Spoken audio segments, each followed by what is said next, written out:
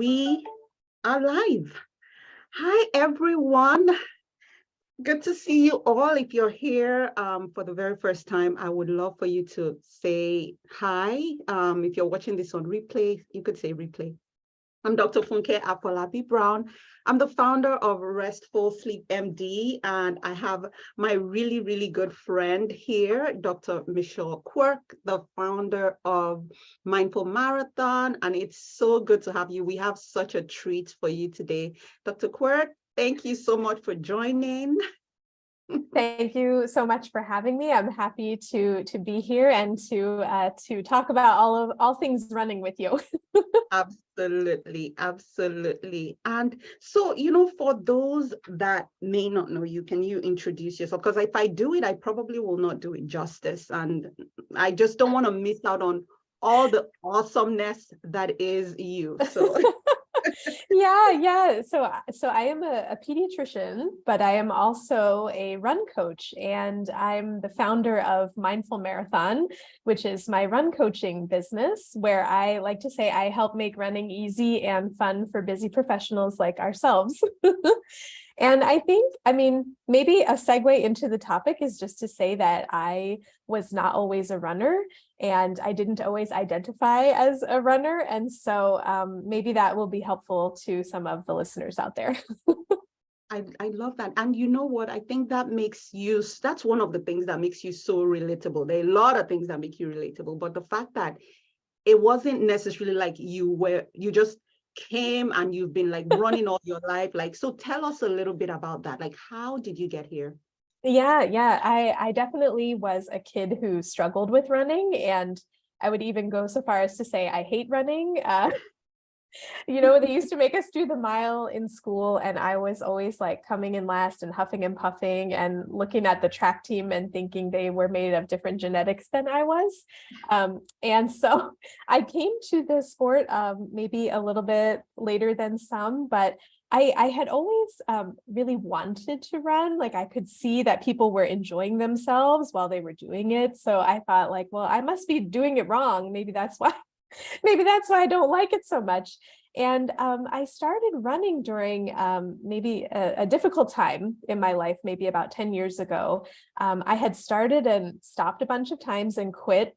And it was really the job of a pediatrician that got me thinking. I was talking about the benefits of physical activity and exercise with my patients and a family one night at work. And I thought, here I am talking the talk, but not walking the walk. Like, I really wasn't doing very much for exercise, and I wasn't, getting enough sleep and doing all of these self-care things that I advise my patients and families, right? And so I decided, what, I'm going to do the advice that I give to everyone else, which is just start small and tie on the running sneakers, go out for 5 minutes, go around the block, see how that goes, and try to develop a consistent routine. And so that's kind of how it started.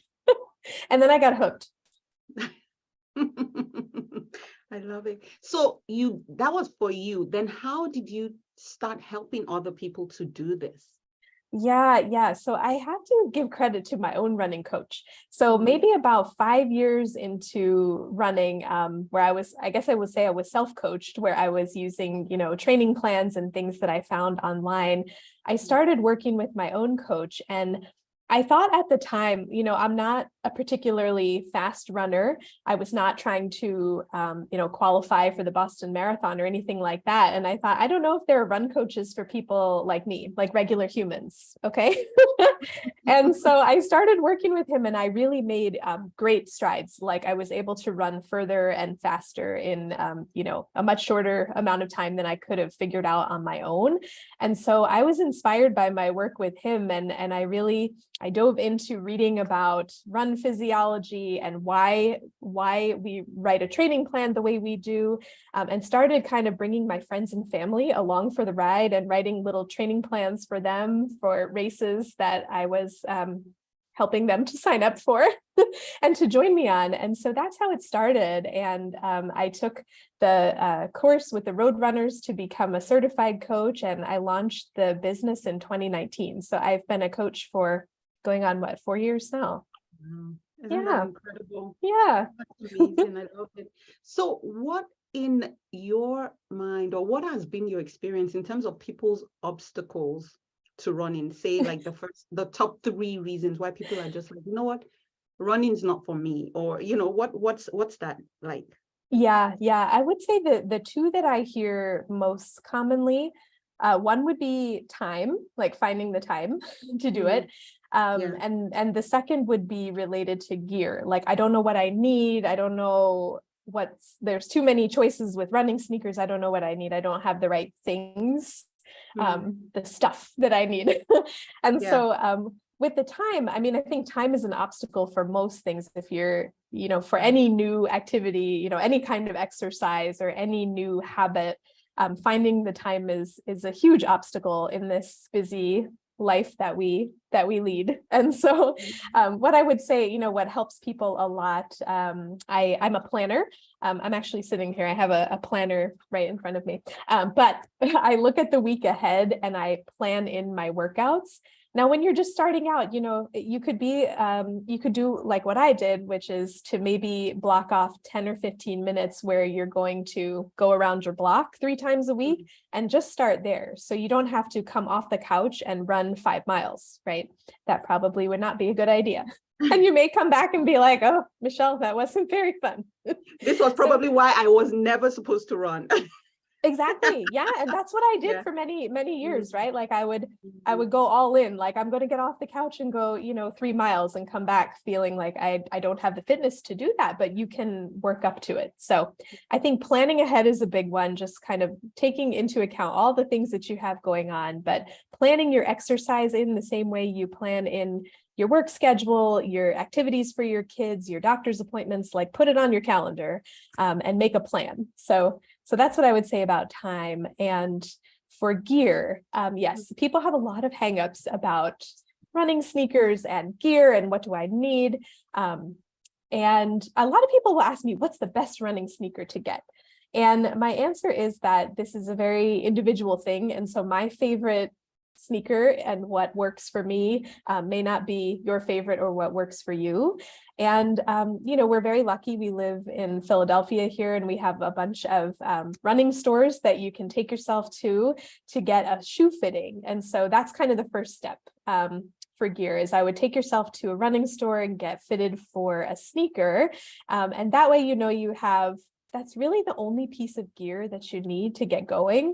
And it's probably your most important piece of gear. So just get one that's personalized to you and your history. If you've had injuries, especially anything with your feet or your legs, if, depends on what surface you're going to run on. If you're in the city, we have a lot of pavement. Are you going to be running on trails? So there are, lots of things that go into that. But I would say that you don't have to have the answer. And if you go on Google or Amazon and you put in running sneaker, you'll be overwhelmed by the choices and never get out there.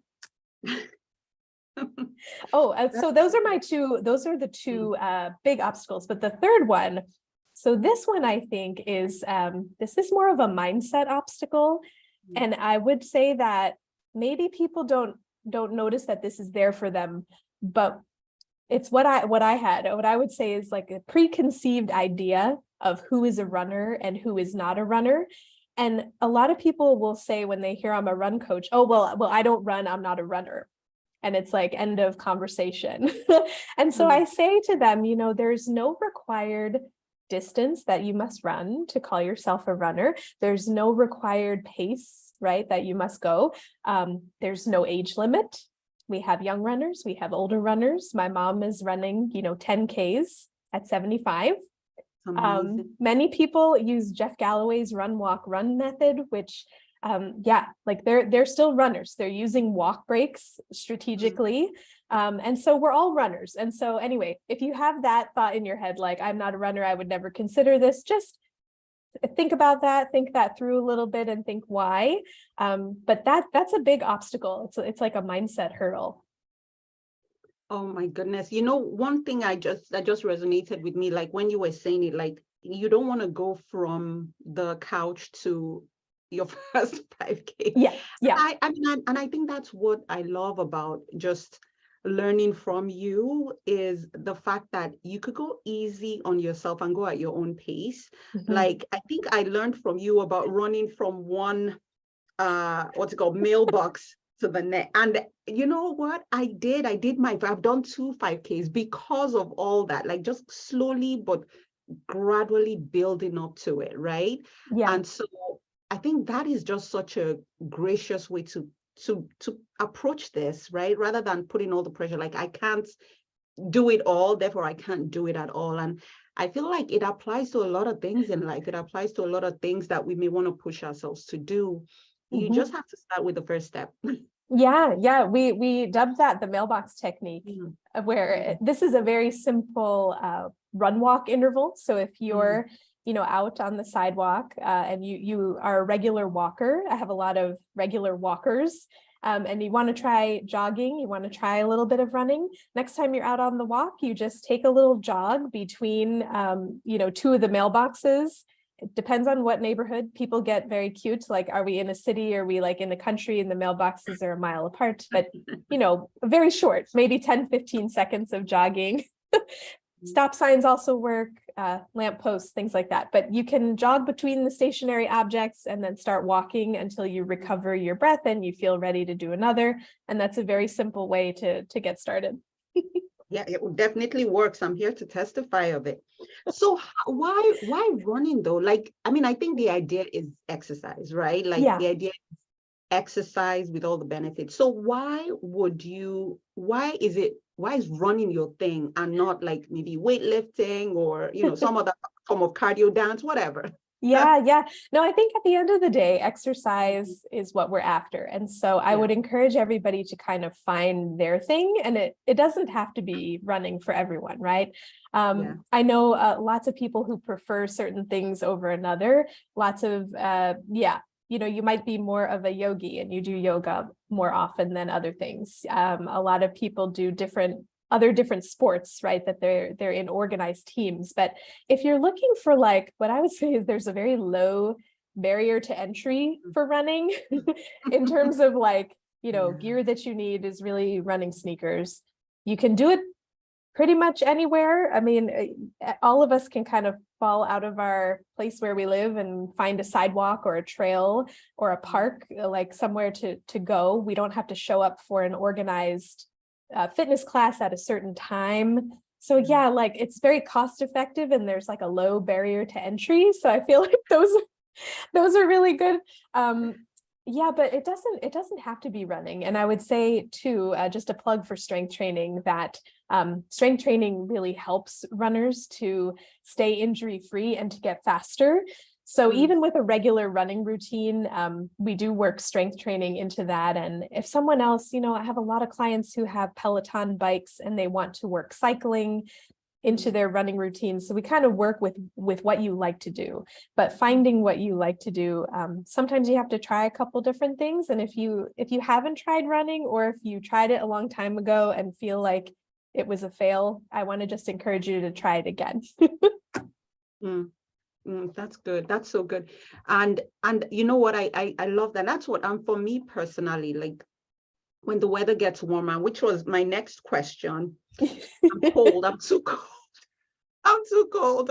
I know. I mean, when I go, it's like my heart is warm. Like I feel so warm from the inside out, right? Like I'm like peeling layers, right? But Mhm, sometimes mhm. it's like, it's too cold. And then days become weeks, especially during the cold season, right? Around now. And Yeah. so usually I'll opt for like, we have a rower at home. So I'll opt for that instead, just to make sure things are going, or maybe some YouTube video or things. But how do we move from this? What do you think? What should we do? Like in the Oh, winter, yes. dark out, all that stuff. Yes, yes. The winter in the Northeast sometimes feels longer than other seasons, even though it's not, but it can be a long winter. Yeah. What I would say, so with the cold, you were talking about your warm heart and then shedding layers. There is a rule I call the 10-degree rule. So what you Mm, do is, you look at weather.com, check the weather before you go mm, out and add 10 degrees to whatever the temperature is and dress for that. So add 10 because as you run, you're going to get warmer. Yeah. So for me, I mean, everybody again has their own threshold of like what is too cold for them to run outside. And you know, we here in Philly, like I feel like it's a fairly temperate climate. Like it doesn't get too cold, but for a couple of days or weeks of the year, and it doesn't get too hot except for a couple of days of the year. But we don't have like 6 feet of snow and ice and like, you know, wind chills of -10. So I think people in Minnesota are probably laughing at this conversation. I know, right? You know, everybody again has, and again, like people in Florida, right? Like if it goes below 40, they're probably like, oh dear, too cold to go out on a run. If you have access to a treadmill, I use the treadmill on really cold days. Like we had, was that this past weekend? It was, I don't know, in the single digits. That's a little bit chilly for me to go outside, but you know, runners who just love to run outside will just say there's no such thing as bad weather. You just need more gear choices. Like you have to just dress appropriately. But it's different for everyone. What I would say is that running in the cold does make certain medical conditions worse, like if you have asthma, certain respiratory conditions. So, you know, if you want to go run in freezing weather, just make sure to clear that with your doctor first. I don't want to flare anyone's asthma by having you go out in the cold. But I do run most of the winter. When it's in the single digits, I'll take to the treadmill or I'll use my spin bike or do something like you do, like subbing out something else to stay active. But the good news is, you know, it doesn't last forever and the daylight hours will get longer. And most of the year is truly very nice to run outside. Yes, it is. So this is one other question. I mean, people ask me this a lot, and I figure I might as well ask you too. Like, when is the best time of the day to run? I mean, for me personally, as you know, as a sleep expert, usually I'll say, you know, having it as part of your morning routine is good. But then there's some people that are not morning people, you know, and you can't force it. If you're someone who is, you know, a busy professional, or you need to get the kids out to school, you need to get, you know, you need to get ready for work or whatever, your day starts early, you may not be able to fit it in. So based on your experience, when do you think is the optimal time, if there's such a thing? Yeah, I think this may be personal to somebody's schedule. I mean, for me, it's like, where does it fit in your day the best for you? I would say, like you said, for sleep, I might not time it so close in the evening to sleep, because after a run, I do feel more awake and alive and ready to do things. So for me, I'm a morning runner, but there are some people who fit it in, you know, over a lunch hour or, you know, dropping kids off to different activities. They may drop them off for a practice and then go on a run in, you know, late morning or early afternoon. So it really depends on you and your schedule, what works for you. You can experiment a little. The interesting variable here is with eating. So I would say that sometimes if you eat right before you run, you might notice you have some, you know, stomach ache or various GI complaints. You might feel like you have to run to the bathroom. So for me, I like to run like kind of first thing in the morning before I really had a lot to eat, but that's what works for me. And some people have, you know, stomachs of steel and guts of steel, and they can run anytime. They could eat like a huge meal and go out and do a long run. That is not me, but but I don't know if there's, you know, an optimal time of day. I think it just depends on the person, but maybe don't time it like probably more than 90 minutes before sleep, I would say, but that would be your neck of the woods. Usually I'll say not vigorous exercise, right? Like running would be sort of more moderate vigorous exercise. So you probably want to wait at least 2 hours. You know, you don't want to do that about 2 hours before bedtime, again, because of what you said. That being said, if that's the only time you have to exercise, I would take it because it may take a little bit longer to sleep, although the research is not even that rigorous anyway. But you are sure that because you did fit exercise in, you're more likely to get really deep and more restorative sleep, right? So it does work out on the long run, and it's better than not exercising at all. And so that's the piece. And I do agree with you. I think it's it's really finding a time that works for you, right? And Mhm. fitting it in and being intentional, which then takes me to the last question. Like, how do we then make running a lifestyle? How do we make exercise? I mean, whatever that is, whatever that choice is, but for you, in your case, we have someone who's trying to run, who wants to start where the bar is like super low, Mhm. Mhm. where it doesn't take much to be called a runner. Like, where does that busy woman start? Yeah, I think, right, it takes a couple of weeks. Was it 3 weeks of Habit. consistency to make a Yeah. habit, right? Yeah. And that's about right. Like if you could try to do whether it's running or another form of exercise, like 3 times a Mhm. week for short periods of time on those days, after 3 weeks, it may start to feel strange if you don't have it there anymore. And I would Mm. even go so far as to say that you'll feel so much better. Like running feels so good to the body, right? Not only do we have all of these wonderful, cardiovascular effects and lowering blood pressure and risk of diabetes, but things that you can't always see. But on the day-to-day, you feel, right? You're sleeping better, you have more Yeah. energy, you're more focused, you're less anxious, like all Mm. of these wonderful things. And you can start to feel that after a couple of weeks of regular cardiovascular exercise. And to the point where then when you don't have it, or at least for me, I miss it. Mm.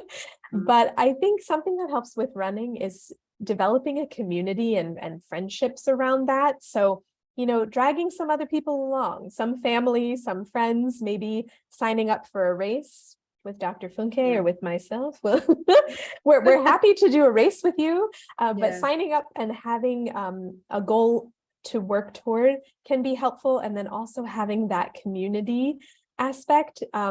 I think that's what really makes it into a habit and makes it into something that you want to keep doing and keep experiencing. And Yeah. then I would say, I said it wasn't very expensive and there are low barriers, but then of course now, my husband and I are traveling all over doing these destination races, and it has become a little more expensive than a pair of running sneakers, but it's very fun. I know, and that just sounds amazing. That's like two for the price of one, right? You're getting to explore new places and you're getting to do what you love to do. So that's really awesome. And I was just going to put a plug in for because we both co-authored the book, Made for More, and it was just incredible to read your story about your journey into entrepreneurship and how, one of the things you talked about life really being not a sprint, but a marathon, and how you use that analogy. And so if you have not gotten the book yet, it's incredible. My story is in there. Dr. Michelle's story is also in there. So grab your copy from Amazon. And so, yeah, it's just been a fun discussion today. I've learned a lot. I feel like, well, it's almost close to bedtime. So I am motivated, but not that motivated tomorrow. And I'll check the weather. It probably should be doable. So where can people find you? What do you have coming up? And how can people work with you? Yeah, I think, let's see, this is on Facebook. So you can follow the Mindful Marathon page on Facebook, or the same name on Instagram. And you can find out all of the programs and coaching info on my website, which is mindful-marathon.com. And I offer one-on-one coaching. So I have private clients, and then I also have 2 run groups. Currently, we have a half marathon training group, and then we are going to have a group for beginners called Ready, Set, Run in the spring. So that's what's upcoming, and you can find out all that information on the website. Awesome. And we'll have all those links in the notes, in the comments, and things like that. So thank you so much for being here with us, Dr. Michelle. I always enjoy talking with you, and there's always so much to catch up on. And Yes. so thanks, everyone. I hope this was helpful. I'm sure it was. And definitely tag a friend who needs to listen to this. Follow Dr. Michelle at Mindful Marathon, and also myself, Restful Sleep MD, because exercise and sleep, they just have this incredible chemistry. And so if you're looking to improve your sleep in one way or the other, that's where I come in to help you become a better sleeper, to figure out what the limiting barriers are to your sleep. Just like we talked about exercise, there are issues with what gets in our way of sleep as well. And that's what I do in Restful Sleep MD. So definitely schedule a call if you want to dig deeper into this. And so really, again, thank you so much for coming, and see you guys. Take care. Always a joy.